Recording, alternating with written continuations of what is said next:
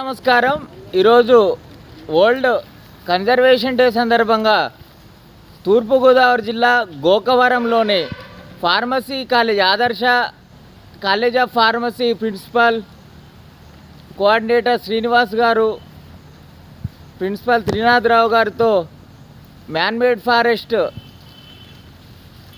వ్యవస్థాపకులు దుషర్ల సత్యనారాయణ గారితో గోకవరంలోని ఈ ఫారెస్ట్లో పిల్లలందరూ వారి స్టూడెంట్స్ తోటి కొత్త ప్లాంట్స్ గింజలు చల్లించడంతో పాటుగా ఆ పిల్లలకి ప్రకృతికితో మమేకమై ఎలా జీవించాలి, ప్లాస్టిక్ లాంటి వ్యర్థ పదార్థాలని ఎలా అరికట్టాలి, ఇవన్నీ మోటివేషన్తో ఈ విధంగా ఒక కార్యక్రమం అనేది జరుగుతూ ఉంది.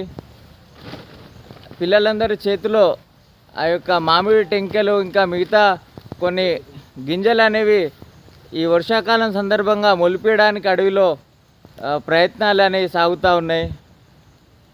దేశంలో అన్ని కళాశాలలు కూడా ఈ విధంగా ఆదర్శంగా చేసుకొని కొత్త మొక్కల్ని నాటితే అట్మాస్ఫియర్కి అనేది డ్యామేజ్ ఉండదు.